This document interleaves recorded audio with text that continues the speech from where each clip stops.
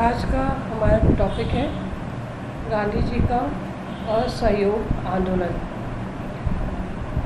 दक्षिण अफ्रीका में गांधी ने शोषण, अन्याय एवं रंगभेद की नीति से उत्पन्न सार्वजनिक ढोंग के विरुद्ध जो सत्याग्रह आंदोलन किया, उसमें उन्हें अपार सफलता मिली और उससे उनकी ख्याति भी बढ़ी। जनवरी 1915 में गांधी दक्षिण अफ्रीका से भारत लौटे। उन दिनों गांधी ब्रिटिश शासन व्यवस्था के पक्के राजभक्त थे। रानाडी तथा गोखले जैसे अपने राजनीतिक नरम दलियोदारवादी अंग्रेजों की भांति वह भी ब्रिटिश संस्कृति व परंपराओं के महान प्रशंसक थे तथा अंग्रेजों के भारत के साथ संबंधों को भारत के लिए लाभप्रद मानते थे। 1915 ईस्वी में गांधी ने अहमदाबाद में साबरमती नदी के किनारे सत्याग्रह आश्रम की स्थापना की। यही आश्रम बाद में साबरमती आश्रम के नाम से प्रसिद्ध हुआ। भारतीय राष्ट्रीय आंदोलन में गांधी की सत्याग्रह की रणनीति का अत्यंत महत्वपूर्ण स्थान है। सत्य, अहिंसा, सत्याग्रह, असहयोग एवं सविनय अवज्ञा के माध्यम से गांधी ने राष्ट्रीय आंदोलन का संचालन किया।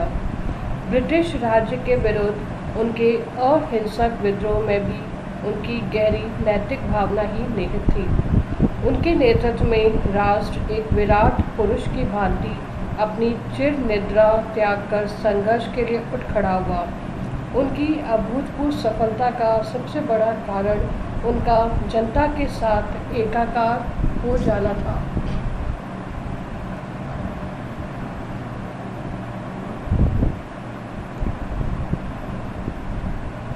गांधी के हृदय में नैतिक और आध्यात्मिक स्वतंत्रता के आदर्शों के प्रति गहरी निष्ठा के साथ ही राजनीतिक स्वतंत्रता की उत्कृष्ट कामना भी थी। वे भारत के स्वराज्य की मांग को असीम सत्य का ही एक अंग मानते थे। स्वाधीनता उनके लिए एक अत्यधिक पवित्र वस्तु थी। उनका विश्वास था कि राजनीतिक स्वतंत्रता अर्थात स्वराज तीव्र संघर्ष और कष्ट सहकर प्राप्त किया जा सकता है। उन्होंने राज्य भक्ति में हस्तक्षेप नामक अपने एक लेख में कहा कि ब्रिटिश सरकार के प्रति असंतोष का प्रसार करना भारतीयों का धर्म है। गांधी ने तिलक के इस कथन को हृदय में स्वीकार किया कि भारतीयों के लिए स्वराज्य प्राप्ति उनका जन्मसिद्ध अधिकार है। गांधी ने अपना संपूर्ण जीवन राष्ट्रीय स्वतंत्रता के लिए अर्पित कर दिया। गांधी के राष्ट्रीय आंदोलन में प्रवेश से पूर्व के भारत की स्थिति। जब 1915 में गांधी दक्षिण अफ्रीका से स्वदेश लौटे तो उस समय प्रथम विश्व युद्ध चल रहा था।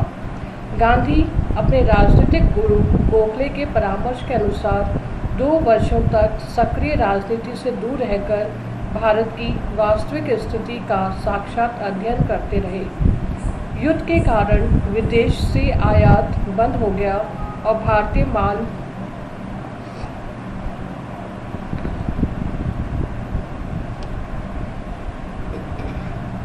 की मांग बढ़ गई, जिससे भारत को अत्यधिक आर्थिक लाभ हुआ। बंगाल में पटसन के कारखानों और मुंबई तथा अहमदाबाद में सूती कपड़े की मिलों ने अत्यधिक धन कमाया। विशेषकर विदेशी मिल मालिकों ने जो भारतीय मजदूरों को गुजारे लायक मजदूरी भी देने को तैयार नहीं थे। फिर युद्ध के उपरांत मंदी आई और सरकार ने पौंड और रुपए के विनिमय दर को अपने स्वार्थ की पूर्ति के लिए पुनर्निर्धारित किया, जिससे साधारण जनता के लिए परिस्थितियां और बिगड़ गईं, विशेषकर कृषकों, मिल मजदूरों तथा शिक्षित वर्ग के लिए। जवाहरलाल नेहरू ने इस समय की अंधकारमय अवस्था को इन शब्दों में व्यक्त किया है। हम एक सर्वशक्तिमान दैत्य के चंगुल में फंस गए हैं। हमारे अंग गतिहीन हो गए हैं और मन मरणशील। कृषक वर्ग पूर्ण रूप से दीन और अत्यंत भयभीत हो गया है। मिल में काम करने वाले लोग इससे अधिक अच्छी स्थिति में नहीं हैं। मध्यम वर्ग और बुद्धिजीवी जो इस उमड़ते हुए अंधकार में आकाशदीप के रूप में कार्य कर रहे थे, स्वयं ही इस सर्वव्यापी अंधकार में डूब गए हैं। मॉन्टेग्यू चेम्सफोर्ड सुझावों से भारतीयों में घोर निराशा हुई। कांग्रेस ने मॉन्टेग्यू चेम्सफोर्ड सुधारों को अपर्याप्त, असंतोषजनक और निराशा में माना, परंतु सरकार इसे पर्याप्त नहीं समझती थी। सरकार को यह भय हो गया कि भारतीय उद्योगपतियों में अब अंग्रेजों का मुकाबला करने की शक्ति आ गई है। अतः उन्होंने श्वेत लोगों के भ्रम को दूर करने की भावना से 1919 में कुख्यात रॉलेट अधिनियम पारित कर दिया। यद्यपि साम्राज्य विधान परिषद में सभी भारतीय सदस्यों ने इसका खुलकर विरोध किया था। इस अधिनियम में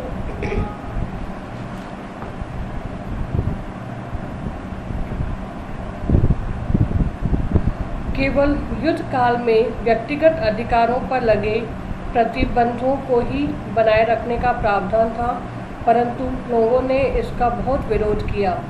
इस अधिनियम से कार्यपालिका को विशेष अधिकार प्राप्त हो गए, जिससे लोगों पर बिना अभियोग चलाए 2 वर्ष तक के कारावास का दंड दिया जा सकता था। इसके अतिरिक्त इस अधिनियम के अधीन राजनीतिक अभियुक्तों के लिए विशेष न्यायालय स्थापित किए जा सकते थे।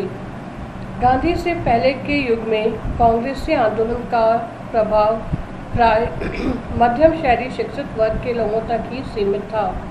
कांग्रेस के साधारण सदस्य तो सिर्फ समाजहीन हुआ करते थे।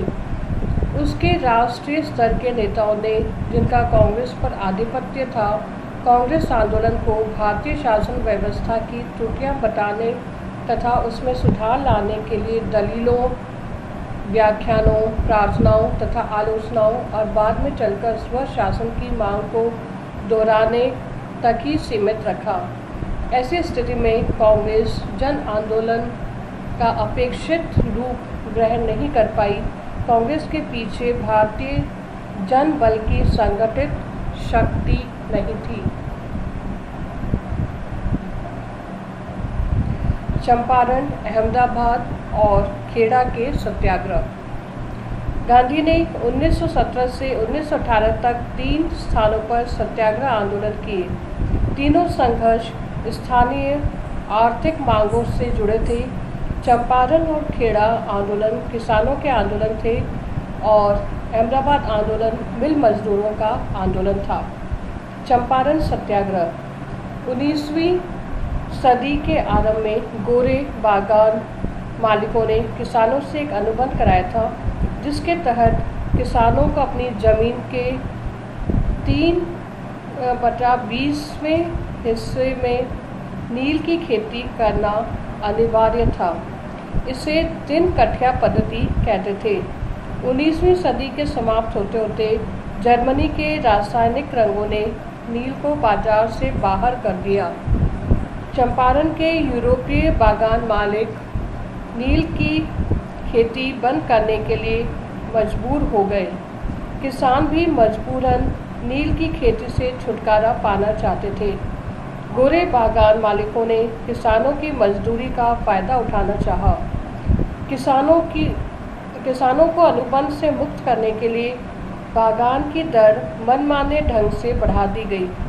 1917 से 1918 के बीच इसके खिलाफ किसानों ने विरोध किया, किंतु उसका कोई असर नहीं हुआ।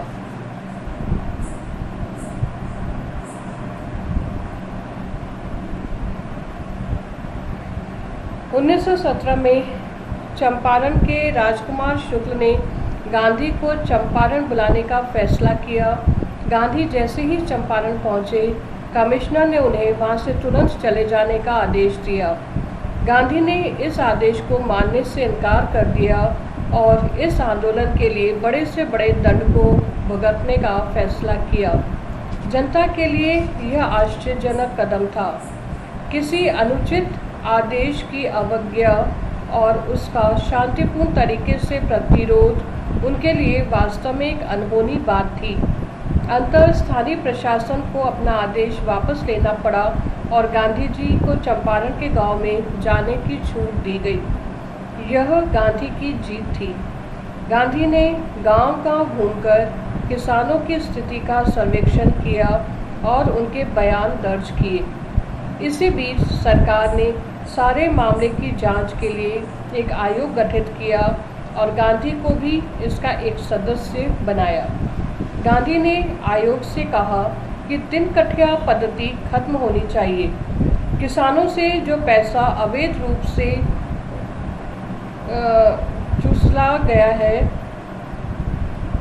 उसके लिए उन्हें हर्जाना अवैध रूप से वसूला गया है उसके लिए उन्हें हर्जाना दिया जाए। बागान मालिक किसी तरह अवैध वसूली का 25% वापस करने पर राजी हुए। एक दशक के भीतर ही बुरे बागान मालिकों ने चंपारण छोड़ दिया।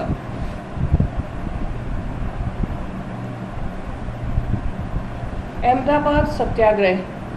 अहमदाबाद मिल मालिकों और मजदूरों में प्लेग बोनस को लेकर विवाद छिड़ा। प्लेग का प्रकोप खत्म होने के बाद मिल मालिक को इसे समाप्त करना चाहते थे, जबकि मजदूर इसे बरकरार रखने की मांग कर रहे थे।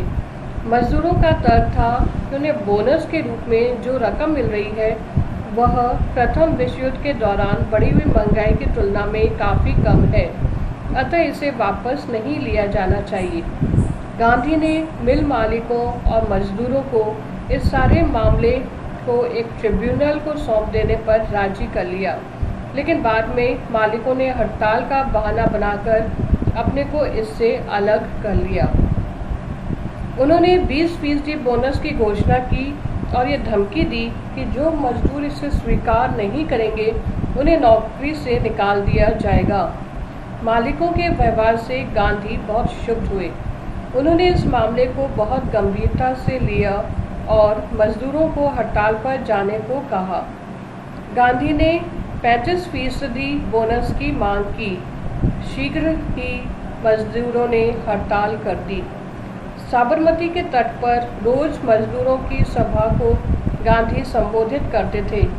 उन्होंने मजदूरों को हिंसा का रास्ता न अपनाकर अहिंसा का मार्ग अपनाने की सलाह दी। मजदूरों का उत्साह बढ़ाने और संघर्ष तेज करने के लिए गांधी ने खुद भी अनशन पर बैठने का फैसला किया।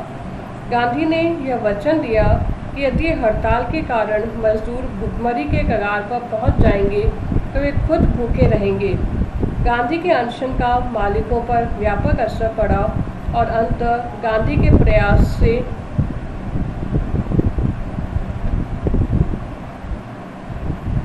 मालिकों ने 35% बोनस देने का फैसला किया।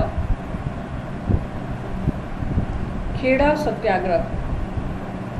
गांधी को बताया गया कि खेड़ा जिले के किसान बहुत मुसीबत में हैं। फसल बर्बाद हो जाने पर भी सरकार उनसे मालगुजारी वसूल कर रही है। किसान चाहते थे कि मालगुजारी माफ़ की जाए, परंतु सरकार उनकी मांगों पर ध्यान नहीं दे रही थी।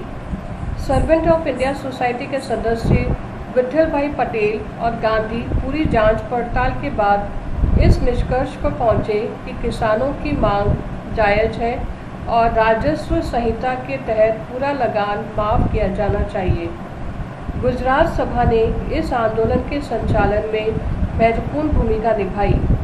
गांधी इसके अध्यक्ष थे। अपील और याचिकाओं का जब कोई असर नहीं पड़ा तो गांधी ने किसानों से लगान न देने और सरकार के दमनकारी आदेश के विरुद्ध संघर्ष करने की अपील की। वह सरकार को बता देना चाहते थे कि नागरिकों की राय के बिना वह उन पर हुकूमत नहीं चला सकती। गांधी ने गांव-गांव घूमकर किसानों से अहिंसक संघर्ष की अपील की। गांधी ने किसानों का लगान न देने की शपथ दिलाई। जो किसान लगान देने की स्थिति में थे उन्हें भी ऐसा करने से मना किया। गांधी ने कहा कि यदि सरकार गरीब किसानों का लगान माफ़ कर देती है तो जो लोग लगान दे सकते हैं वे स्वेच्छा से पूरा लगान दे देंगे।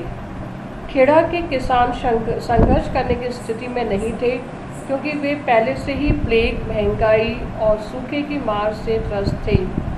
इसी बीच गांधी को पता चला कि सरकार ने अधिकारियों को गुप्त निर्देश दिया है कि लगान उन्हीं से वसूला जाए जो देने की स्थिति में है। इस प्रकार गांधी का मकसद पूरा हो गया और आंदोलन समाप्त कर दिया गया। इस प्रकार चंपारण, अहमदाबाद और खेड़ा सत्याग्रहों में सफलता से गांधी की लोकप्रियता बढ़ी और उन्हें देश की जनता के नज़दीक आने तथा उनकी समस्याओं को समझने का अवसर भी मिला। गांधी ने भारतीय जनता के बीच अपनी अद्भुत पहचान बना ली।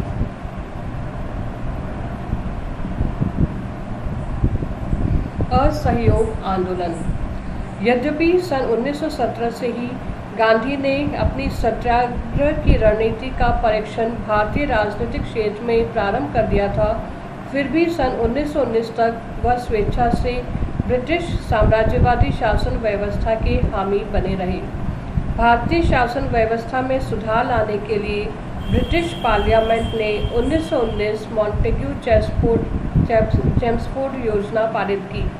अखिल भारतीय राष्ट्रीय कांग्रेस ने दिसंबर 1919 के अमृतसर अधिवेशन में घोषित किया कि सुधार अपर्याप्त, असंतोषजनक तथा निराशाजनक थे, किंतु फिर भी कांग्रेस ने इन सुधारों को यथाशीघ्र उत्तरदायी शासन की स्थापना की प्राप्ति के लिए क्रियान्वित करने का निश्चय किया। जलियांवाला बाग की हृदय विदारक दुर्घटना तथा श्रीमती एनी बेसेंट द्वारा सुधारों के कट्टर विरोध के बावजूद कांग्रेस ने इन सुधारों के प्रति सहयोगात्मक दृष्टिकोण बनाए रखा। यह सब महात्मा गांधी, जो अब तक गोखले के पद चिन्हों पर चल रहे थे, के प्रयत्नों के फल स्वरूप हुआ।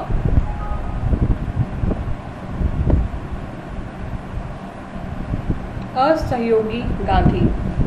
1915 से 1919 तक देश के सार्वजनिक तथा राजनीतिक जीवन में महात्मा गांधी अंग्रेजी सरकार के एक सहयोगी के रूप में ही कार्य करते रहे, परंतु 1920 में गांधी के राजनीतिक जीवन में एक परिवर्तनकारी मोड़ आया।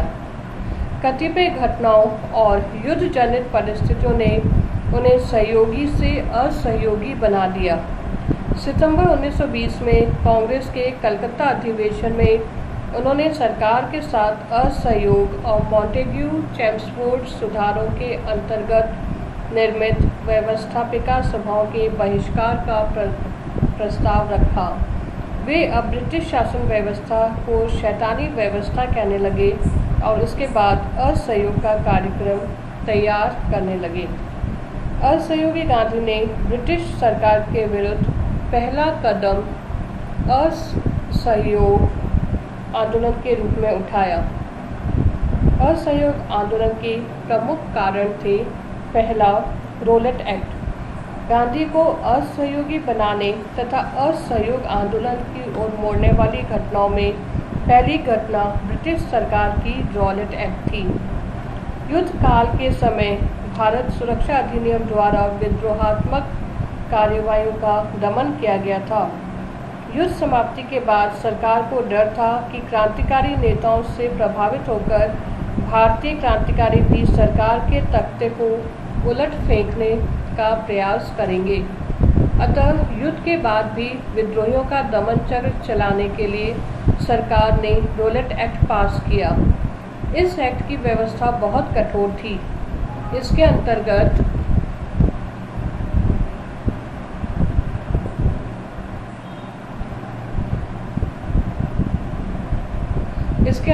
सरकार किसी भी संदेहात्मक व्यक्ति को मुकदमा चलाए बिना नजरबंद कर सकती थी। इस अधिनियम से ऐसा महसूस किया गया कि इसके द्वारा सरकार वैधानिक आंदोलन को भी कुचल देना चाहती है। फरवरी 1919 में जब रोलेट एक्ट पास हुआ, समस्त देश में एक स्वर से इस विधेयक का विरोध किया गया। उदारवादियों ने भी इसका विरोध किया। गांधी ने कहा, यदि रोलेट एक्ट की सिफारिशों को व्यवहारिक रूप दिया गया तो मैं सत्याग्रह छोड़ दूंगा, परंतु सरकार ने उनके इस कथन की उपेक्षा की और विधेयक स्वीकार कर लिया गया।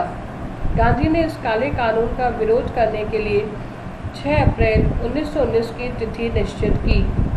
निश्चित तिथि को देश में हड़ताल और जनसभाएं हुई, साथ ही विरोध तथा प्रदर्शन किया गया।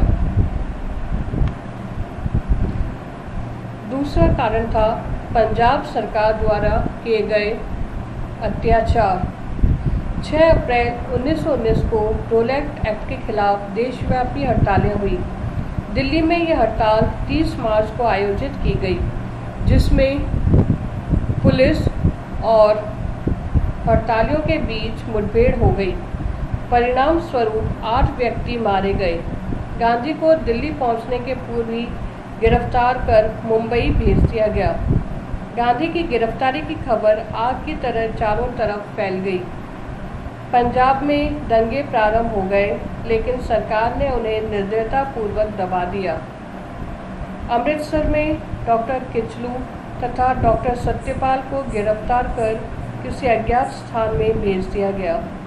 इस खबर ने अमृतसर के लोगों में गहरी उत्तेजना पैदा कर दी। जलियांवाला बाग हत्याकांड। गांधी को असहयोगी बनाने वाली घटनाओं में सबसे महत्वपूर्ण घटना जलियांवाला बाग का हत्याकांड थी।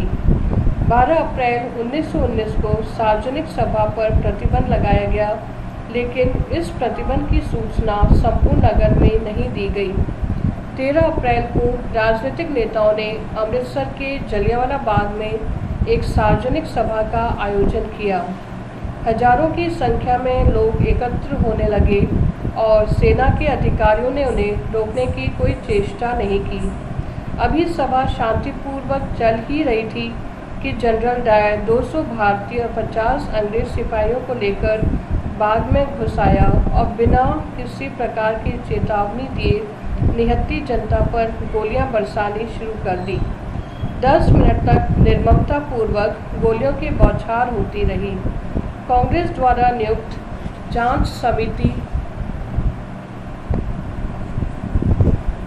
के सामने एक प्रत्यक्षदर्शी ने कहा कि इसमें 1000 व्यक्ति मारे गए, जबकि सरकारी आंकड़ों के अनुसार मृतकों की संख्या कुल 397 और घायलों की 1200 मात्र थी। इस घटना से गांधी की आत्मा को बड़ा आघात पहुंचा। उनके लिए तो क्या, पूरे विश्व के लिए यह घटना रोंगटे खड़े कर देने वाली थी।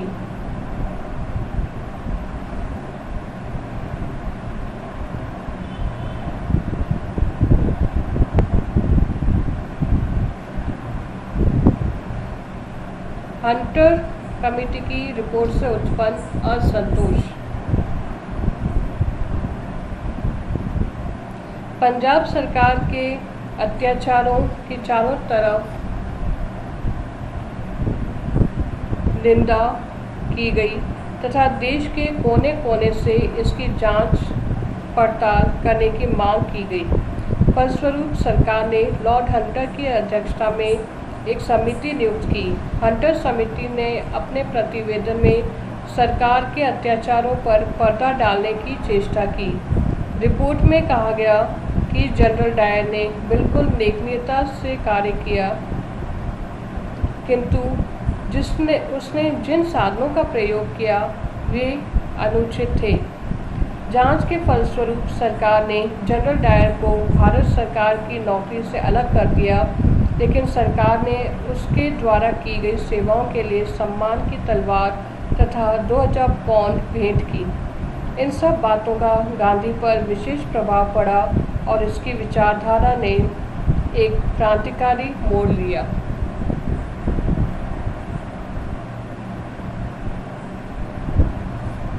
खिलाफत का प्रश्न।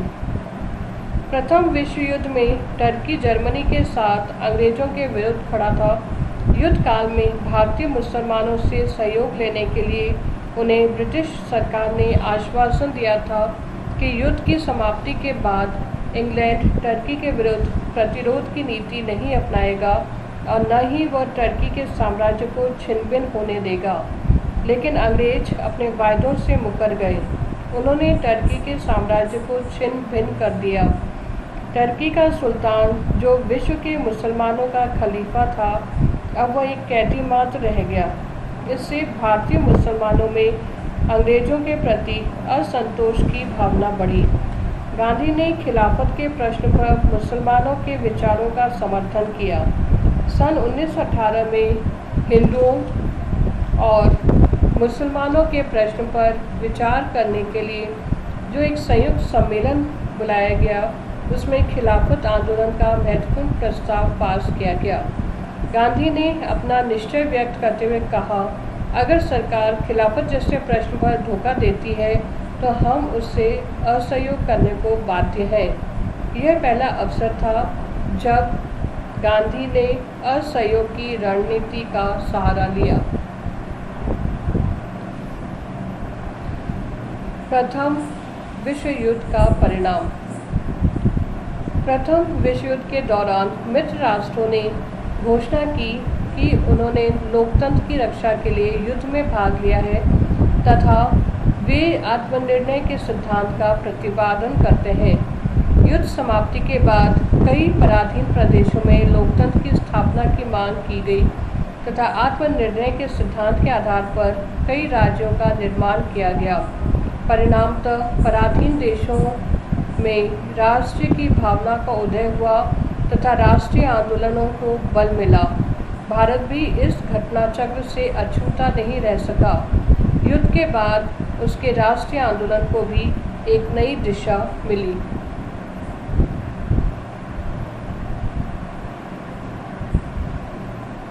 देश की आर्थिक दुर्दशा। युद्ध में अत्यधिक आर्थिक व्यय वहन करने के कारण भारत सरकार की आर्थिक हालत खराब हो गई। वह कर्ज के बोझ से दब गई। मुद्रास्फीति के कारण अनिवार्य वस्तुओं की कीमतों में भी अत्यधिक वृद्धि हो गई। जनसाधारण के लिए जीवन निर्वाह कठिन हो गया। भुखमरी की नौबत आ गई। किसानों और मजदूरों की दशा तो और भी अधिक दर्दनाक थी।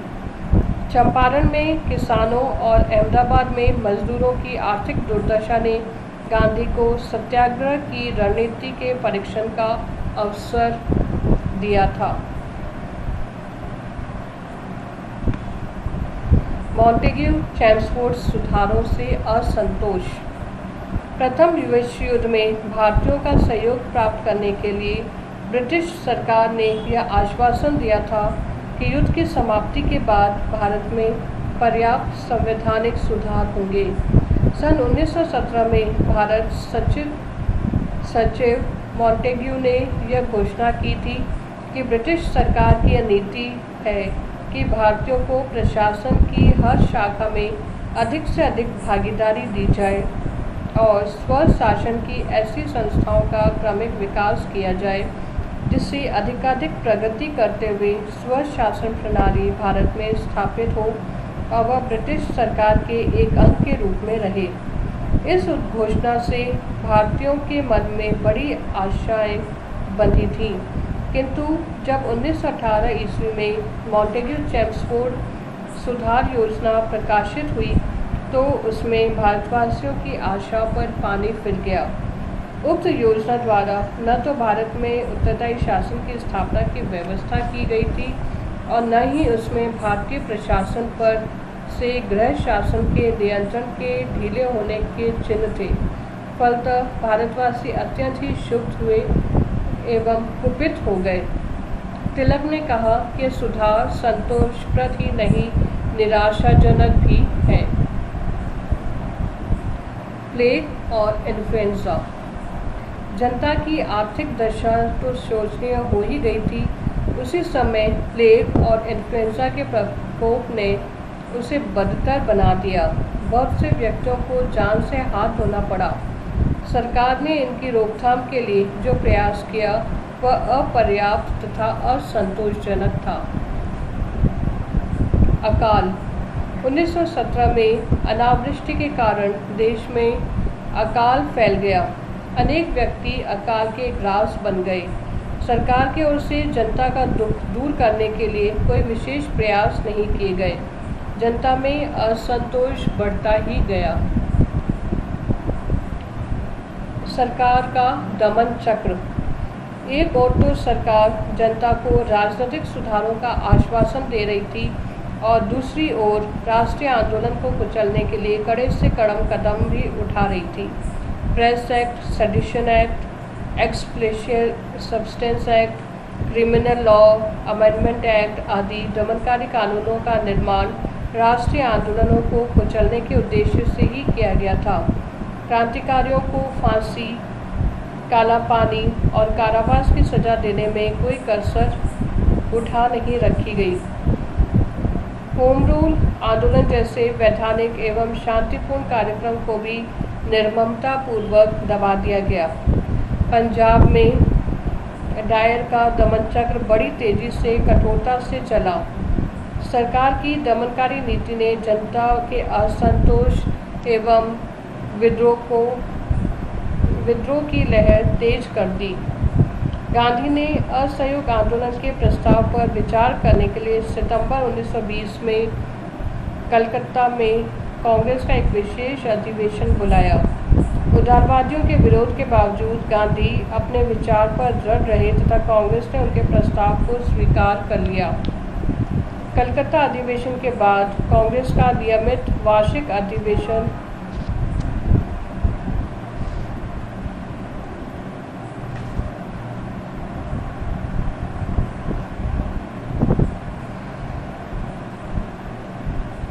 दिसंबर 1920 में नागपुर में हुआ। इस अधिवेशन में गांधी के असहयोग प्रस्ताव को भारी बहुमत से स्वीकार कर लिया गया। कांग्रेस ने अपना उद्देश्य घोषित किया।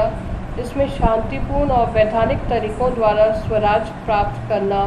पट्टाभी सीतारामैया ने नागपुर अधिवेशन की महत्ता का उल्लेख करते हुए कहा कि नागपुर अधिवेशन से वस्तुतः भारत के इतिहास से एक नूतन युग प्रारंभ होता है। निर्बल क्रोध और प्रार्थनाओं के स्थान उत्तरदायित्व के एक नए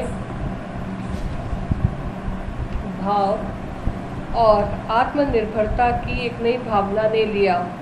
भारतीयों ने अनुभव किया कि यदि उन्हें स्वतंत्र होना है तो उसके लिए उन्हें स्वयं ही प्रयत्न करना होगा।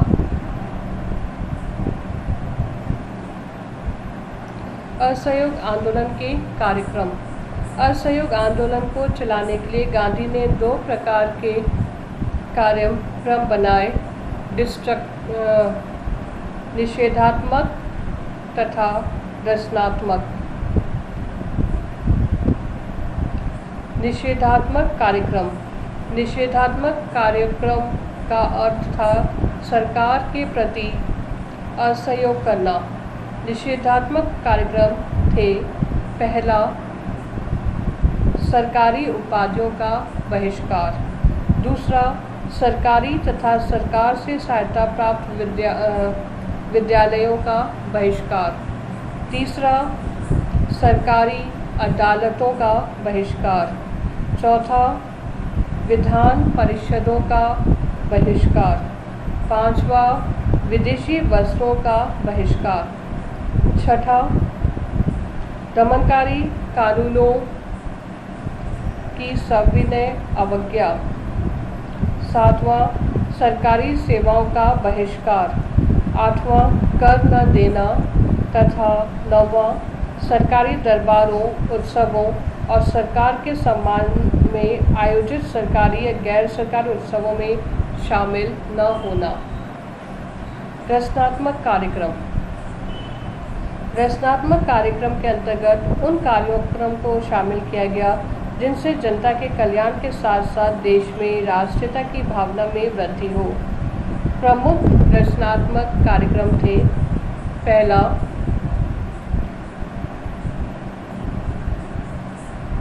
सरकारी अदालतों का बहिष्कार करके पंचायतों की स्थापना करना। दूसरा, कांग्रेस के झंडे के नीचे देश को संगठित करना। तीसरा, विदेशी कपड़ों का बहिष्कार करके खादी का प्रयोग करना। चौथा, हिंदू मुस्लिम एकता की पुनर्स्थापना करना। पांचवा, दलितों का उत्थान करना। छठा, मद्यपान का बहिष्कार करना। 7वां, राष्ट्रीय स्कूलों एवं कॉलेजों की स्थापना करके उसमें विद्यार्थियों को भेजना।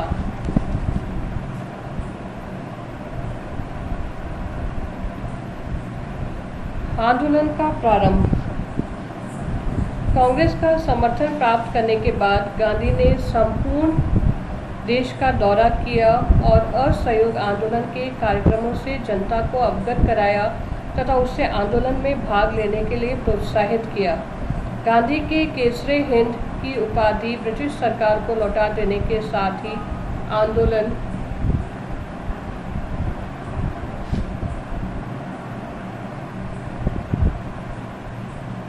शुरू हो गया।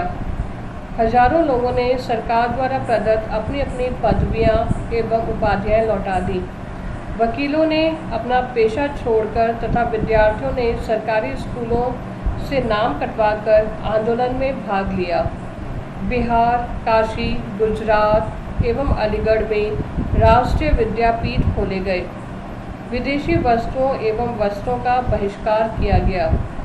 उनकी सार्वजनिक रूप से होली जलाई गई तथा हजारों लोग स्वदेशी वस्त्रों का प्रयोग करने लगे। गांव के लोगों ने चरखा काटना प्रारंभ किया। इस आंदोलन में हिंदुओं और मुसलमानों ने समान रूप से भाग लिया। आम जनता ने सभी सरकारी कार्यों से अपना सहयोग वापस ले लिया। इस आंदोलन के सिलसिले में अन्य बहिष्कार थे। पहला,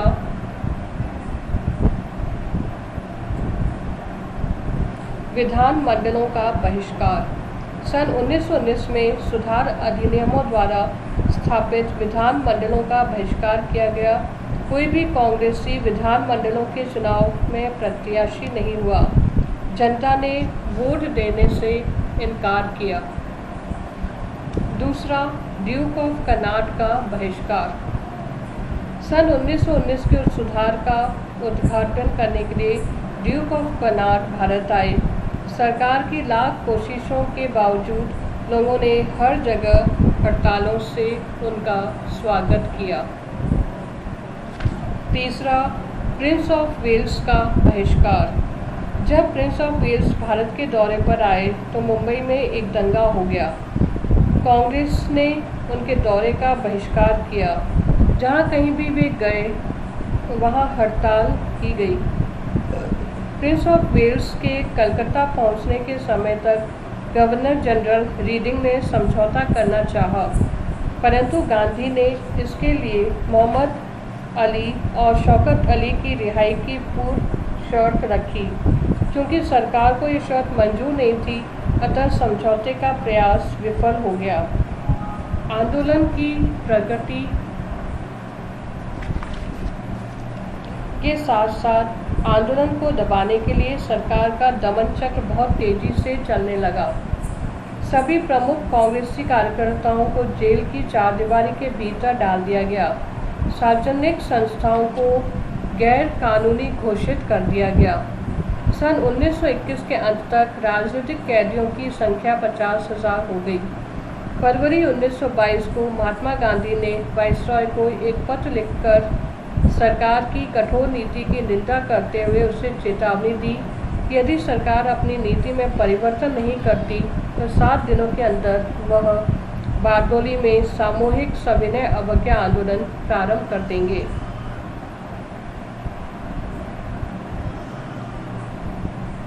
लेकिन अभी 7 दिन की अवधि समाप्त भी नहीं हुई थी कि चौरी चौरा में एक अप्रत्याशित हिंसक घटना घटी।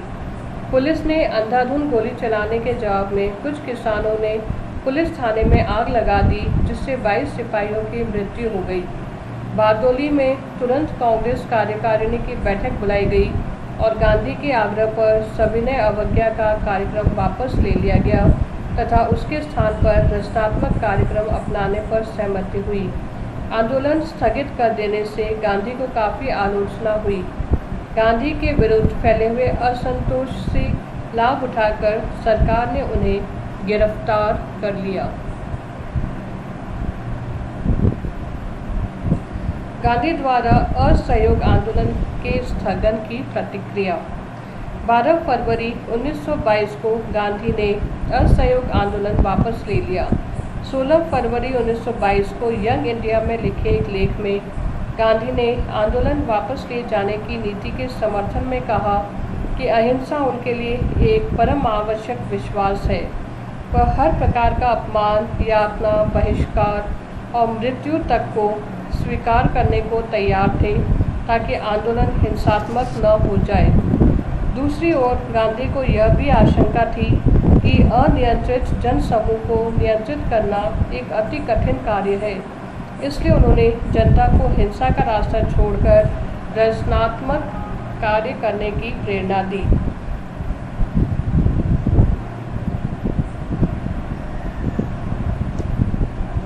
सुभाष चंद्र बोस ने गांधी पर यह आरोप लगाया कि उन्होंने एक तानाशाह के रूप में कार्य किया और भिन्न भिन्न प्रांतों के प्रतिनिधियों से परामर्श के बिना ही आंदोलन वापस लेने की घोषणा कर दी। बोस ने आगे लिखा, जिस समय जनता में उत्साह और जोश चरम सीमा पर पहुंचने वाला ही था, ठीक उसी समय पीछे हटने का आदेश देना संपूर्ण राष्ट्र के लिए महान दुर्घटना थी। उन्होंने गांधी पर आंदोलन का गला घोंटने का दोष भी लगाया।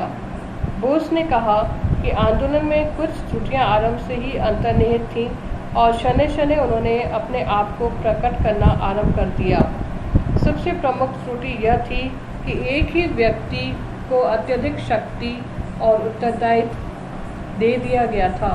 दूसरे, एक वर्ष में स्वराज प्राप्ति की प्रतिज्ञा न केवल मूर्खता थी अपितु बचपना भी था। इससे कांग्रेस सभी तर्कसंगत लोगों के सम्मुख एक उपहासास्पद संगठन सा बन गया था। तीसरे, खिलाफत के प्रश्न को भारतीय राजनीति में सम्मिलित करना दुर्भाग्य की बात थी। यदि खिलाफतवादी मुसलमानों ने अपना अलग अस्तित्व न बनाए रखा तो संभवतः वह भी इतनी अवांछनीय बात न होती। जवाहरलाल नेहरू ने भी इस आंदोलन को स्थगित किए जाने पर अपना असंतोष व्यक्त करते हुए कहा कि इतने बड़े आंदोलन को अचानक रोक देने से देश में एक के बाद एक दुखद घटनाओं का क्रम शुरू हुआ है। इससे राजनीतिक संघर्ष में छुटपुट और निरर्थक हिंसा की प्रवृत्ति तो रुक गई, किंतु इस दबी हुई हिंसा को कोई रास्ता तो ढूंढना ही था और बाद के संघर्षों में शायद इतने ही सांप्रदायिक दंगों को बढ़ावा दिया। चित्तरंजन दास, लाजपत राय, मौलाना आज़ाद आदि ने भी असहयोग आंदोलन स्थगित किए जाने पर अप्रसन्नता व्यक्त की। मौलाना आज़ाद ने आंदोलन वापस लेने को एक महान भूल बताया। रजनी पाम दत्त ने अपनी पुस्तक इंडिया टुडे में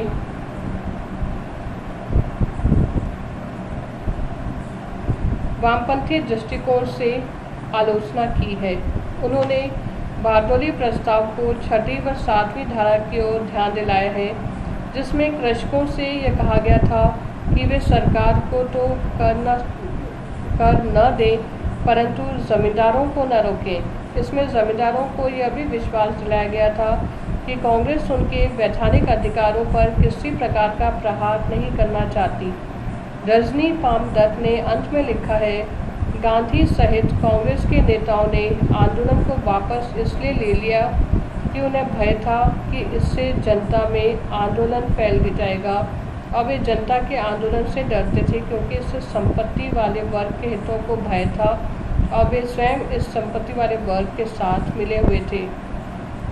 जूडिथ ब्राउन ने अपनी पुस्तक Gandhi ji rise to power में यह तर्क दिया कि असहयोग आंदोलन बहुत सफल नहीं हुआ था, वह धीरे धीरे समाप्त हो ही रहा था, इसलिए गांधी ने आंदोलन को वापस लेकर वास्तविकता का ही परिचय दिया। D.A. लो ने अपनी पुस्तक कांग्रेस एंड राज में यह राय व्यक्त की है कि यह सब विलियम विंसेंट के अनुरूप हुआ। विंसेंट गांधी के इस आंदोलन को इतनी लंबी रस्सी दे देना चाहते थे जिसमें उलझकर वह स्वयं मर जाए। D.A. लो के अनुसार विंसेंट की नीति बहुत सफल रही क्योंकि इससे असहयोग आंदोलन समाप्त हो गया। मोतीलाल नेहरू तथा लाजपत राय ने जेल से कार्यकारिणी के फैसले के विरुद्ध गांधी को खत लिखा। एक स्थान विशेष के दुष्कर्म के लिए सारे देश को सजा देने के लिए इन दोनों ने गांधी की आलोचना की। मोतीलाल ने पूछा कि केप कामोरेन के पास कोई गांव अगर अहिंसक नहीं रह पाया तो हिमालय की तराई में किसी तरह शहर को क्यों सजा दी गई। वी.डी. सावरकर के अनुसार गांधी द्वारा असहयोग आंदोलन के साथ खिलाफत का प्रश्न जोड़ना कांग्रेस की बहुत बड़ी भूल थी। तिलक की चेतावनी के बाद भी गांधी ने मुसलमानों को खुश करने के लिए सांप्रदायिक, धार्मिक तथा अतिरिक्त भूभागीय प्रश्न पर कांग्रेस की स्वीकृति हासिल कर ली। यही नहीं, गांधी ने स्वराज के उद्देश्य को खिलाफत के सम्मुख गौण बना दिया और कहा कि खलीफा की सहायता करना प्रत्येक हिंदू का कर्तव्य है। सावरकर ने कहा, इन्हीं मुसलमान नेताओं ने अफगानिस्तान के अमीर अमानुल्लाह खां को भारत पर आक्रमण करने के लिए उकसाया था। हैरत की बात है कि इन हिंदू नेताओं ने यह मान लिया कि यदि अमीर दिल्ली पर अधिकार प्राप्त कर ले तो हमें स्वराज की प्राप्ति हो जाएगी, क्योंकि हिंदू मुसलमान एक अखंड राष्ट्र है। A.R. देसाई के अनुसार केवल भू राजस्व को छोड़कर और किसी भी विषय पर आंदोलन के कार्यक्रम में जनसाधारण की कोई विशिष्ट आर्थिक मांग नहीं थी। कांग्रेस नेतृत्व ने यह नहीं समझा कि जनसाधारण के राजनीतिक असंतोष की जड़ें उनकी आर्थिक स्थिति में है, राजस्व संबंधी किसी अमूर्त भावना में नहीं। औद्योगिक बुर्जुआ ने लड़ाई के दिनों में औद्योगिक प्रसार के कारण काफ़ी आर्थिक ताकत हासिल कर ली थी। उन लोगों ने प्राय असहयोग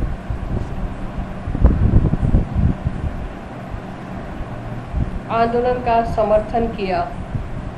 इसके बाद औद्योगिक बुर्जुआओं ने कांग्रेस द्वारा संचालित राष्ट्रीय आंदोलन की नीतियों और कार्यक्रमों पर पर्याप्त निर्णायक प्रभाव डाला। बारडोली के फैसले के बाद राष्ट्रीय आंदोलन का ह्रास हुआ।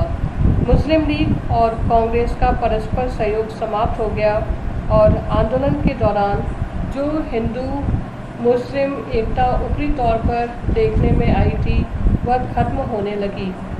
मृदुला मुखर्जी ने भारत के स्वतंत्रता संघर्ष में लिखा है कि गांधी के आलोचकों ने उनके साथ पूरी तरह न्याय नहीं किया।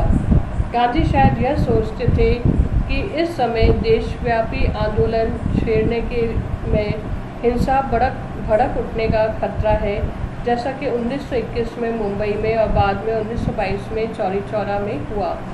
इस तरह की वारदातों से सरकार को पूरे देश में आंदोलन के खिलाफ दमनात्मक कदम उठाने का बहाना मिलता। गांधी को आशंका थी कि इस तरह की कार्रवाई से अहिंसक असहयोग आंदोलन की समूची रणनीति विफल हो जाएगी। साथ ही अहिंसक और निहत्थे लोगों पर हमले से पूरा जनमत उनके खिलाफ हो जाएगा।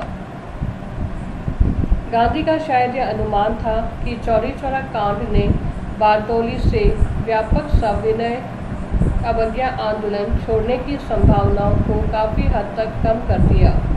गांधी का मानना था कि यदि इस समय बारडोली में आंदोलन शुरू हुआ तो सरकार चौरी चौरा कांड का बहाना लेकर कार्यकर्ताओं का दमन करेगी और सविनय अवज्ञा आंदोलन अपने आरंभिक चरण में ही विफल हो जाएगा। आंदोलन वापस लेने के पीछे गांधी की मंशा आंदोलन की ऊर्जा को बरकरार रखने व जनता को हतोत्साहित होने से बचाने की थी।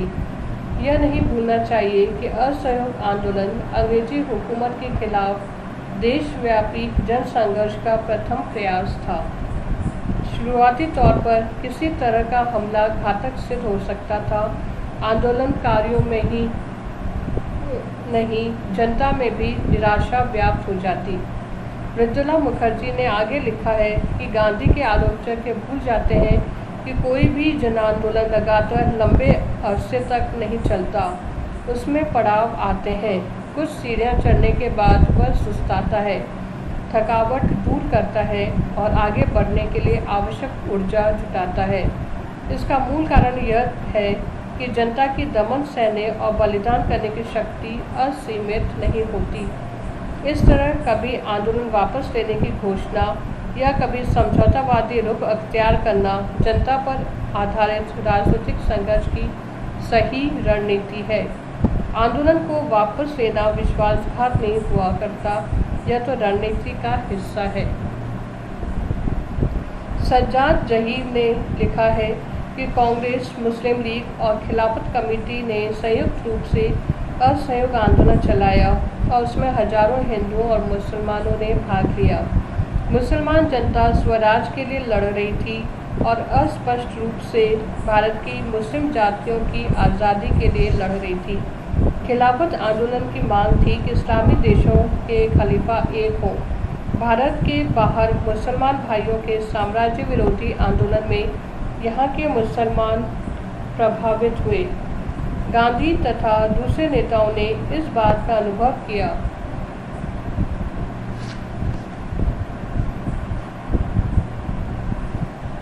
हिंदू मुस्लिम एकता की धारा वेग से बह चली और साम्राज्य की नींव हिल उठी। असहयोग आंदोलन असफल हुआ। इसका मुख्य कारण यह था कि इस आंदोलन के नेता उसके सामने कोई स्पष्ट जनवादी कार्यक्रम नहीं रख सके। उन्होंने स्वराज की स्पष्ट व्याख्या तक नहीं की थी। स्वाधीनता की जो व्यापक लड़ाई है उसके अंतर्गत मजदूरों और किसानों की मांग भी है, जातियों के आत्मनिर्णय का अधिकार भी है। यह बात नहीं कही गई। नतीजा यह हुआ कि प्रगतिशील राजनीतिक पार्टियां कांग्रेस और लीग में फूट और विघटन का जन्म हुआ। कांग्रेस में स्वराजपंथियों और अपरिवर्तनवादियों के दो दल बन गए।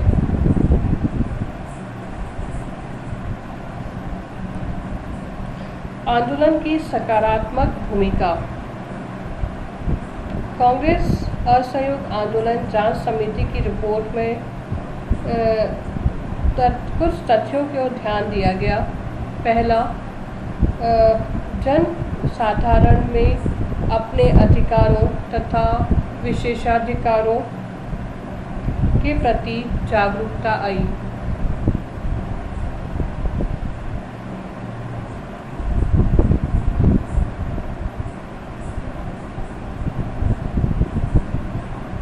आंदोलन ने लोगों के हृदय में राष्ट्रीयता का प्रादुर्भाव किया। आंदोलन ने देश के एक कोने से लेकर दूसरे कोने तक के लोगों को कांग्रेस के झंडे के नीचे संगठित किया। इस आंदोलन ने लोगों में स्वदेशी वस्त्रों के प्रति प्रेम तथा स्वाभिमान की भावना का संचार किया। लोग स्वदेशी वस्त्रों को धारण करने लगे तथा विदेशी वस्त्रों का बहिष्कार करने लगे। इस आंदोलन से जनता में शक्ति, स्फूर्ति और आत्मविश्वास का प्रादुर्भाव हुआ, जिसके चलते वह सरकार के सामने निहत्थी होने के बावजूद भी खड़ी हो सकी। तिलक ने राजनीतिक भिक्षावृत्ति त्यागने का मार्ग दिखाया था और गांधी ने अन्याय के विरुद्ध सत्याग्रह का पथ प्रशस्त किया। मालाबार की घटनाओं के बावजूद इस आंदोलन में बड़े पैमाने पर मुसलमानों की भागीदारी और सांप्रदायिक एकता आंदोलन की कोई छोटी उपलब्धि नहीं थी। मुसलमानों की भागीदारी ने ही इस आंदोलन को जन आंदोलन का स्वरूप दिया, किंतु बाद में सांप्रदायिकता का विकास होने पर हिंदू मुस्लिम एकता बरकरार नहीं रह सकी। जवाहरलाल नेहरू का कहना था कि गांधी के असहयोग आंदोलन ने आत्मनिर्भरता एवं अपनी शक्ति संचित करने का पाठ पढ़ाया। सरकार भारतीयों के ऐच्छिक अथवा अनैच्छिक सहयोग पर निर्भर करती है और यदि यह सहयोग वापस ले लिया जाए तो सरकार का संपूर्ण ढांचा कम से कम सिद्धांत लड़खड़ा जाएगा। सरकार पर दबाव डालने का यही सर्वाधिक प्रभावशाली तरीका है। यही कारण था कि असहयोग का कार्यक्रम और गांधी जी की असाधारण प्रतिभा ने देशवासियों को अपनी ओर आकर्षित किया और उनमें आशा का संचार किया। सुभाष चंद्र बोस ने भी स्वीकार किया कि गांधी ने कांग्रेस को एक सक्रिय संस्था के रूप में परिवर्तित किया। अब यह केवल कुछ पढ़े लिखे लोगों की संस्था मात्र नहीं रह गई, बल्कि इसका पैगाम समाज के निचले हिस्से तक पहुंच गया।